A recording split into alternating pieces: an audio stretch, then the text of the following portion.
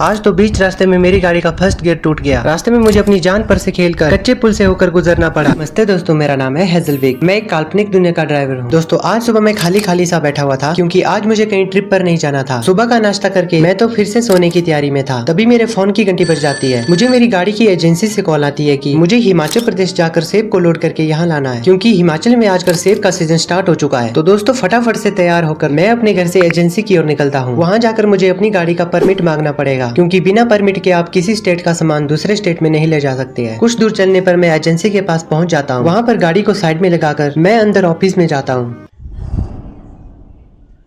दोस्तों मुझे डॉक्यूमेंट बनाते बनाते 1 घंटा लग गया। बहुत टाइम बाद कंप्यूटर के सामने बैठा तो अभी आंखों में दर्द हो रही है। दोस्तों हिमाचल वाला टूर मेरा 2 दिन का होने वाला है। अभी देखते हैं रास्ते में मेरे साथ क्या क्या होता है। यहाँ से निकलते ही मेरी हिमाचल की जर्नी स्टार्ट हो जाती है। दोस्तों बहुत टाइम से ये गाड़ी घर में पड़ी रहती थी, इसको चलाने का टाइम ही नहीं लगता था। बैठे बैठे इसमें जंग लगना स्टार्ट हो जा रहा था। अभी कुछ दिनों पहले तो मैंने इसकी बैटरी भी चेंज करी थी। इसकी बैटरी बिल्कुल ही खत्म हो चुकी थी, क्योंकि अगर बहुत दिनों तक गाड़ी को बिना चलाए खड़ा रखे तो गाड़ी की बैटरी अपने आप ही खत्म हो जाती है। इसलिए मैंने इसे एजेंसी में लगा दिया। मैंने सोचा चलो कुछ पैसे तो आ जाएंगे। दोस्तों रास्ते में टर्निंग पॉइंट पे 2-3 गाड़ी आपस में टकरा गई थी। पूछने पर पता चला कि टैक्सी वाला फॉर्च्यूनर को ओवरटेक कर रहा था, जिसकी वजह से यहाँ पर जाम लगा था।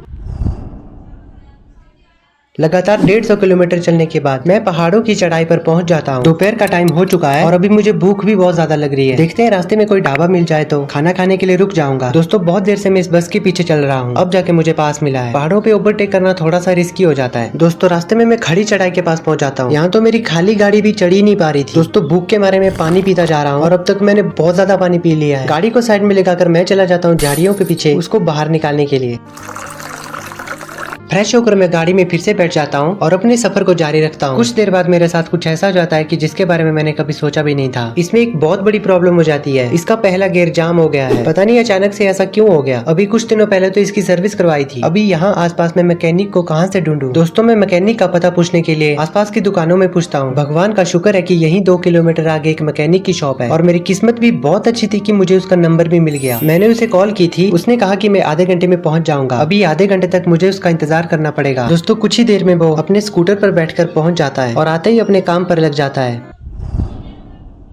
दोस्तों अपने काम को खत्म करके मैकेनिक तो वापस अपनी शॉप की ओर चला गया है। गाड़ी को ठीक करते करते 1 घंटा लग गया और दोस्तों गाड़ी खराब होने की वजह से मुझे 2000 का नुकसान हुआ। अभी मेरी गाड़ी बिल्कुल ठीक हो चुकी है। और हाँ दोस्तों, मुझे यहाँ के लोगों से एक बात पता चली है। कुछ सालों पहले रात को इस एरिया में एक ट्रक वाले का एक्सीडेंट हुआ था। वो एक्सीडेंट बहुत रात को हुआ था, जिसकी वजह से वहाँ पर उसकी मदद करने के लिए कोई भी नहीं था और वो बेचारा तड़प तड़प कर मर गया। तब से लेकर माना जाता है कि वहाँ पर उसकी आत्मा भटक रही है और वही ये सब काम करती है। कभी किसी के गाड़ी का टायर पंचर हो जाता है या तो किसी की गाड़ी खराब हो जाती है, जैसा कि आज मेरे साथ हुआ। दोस्तों मैं वहां पर पहुंच गया हूं जहां से मुझे सेब की पेटी को लोड करना है। गाड़ी को पार्क करके मैंने उसका डाला वगैरह भी खोल दिया है ताकि बाद में टाइम वेस्ट ना हो जाए। दोस्तों फिलहाल तो मैं खाना खाने के लिए जा रहा हूँ।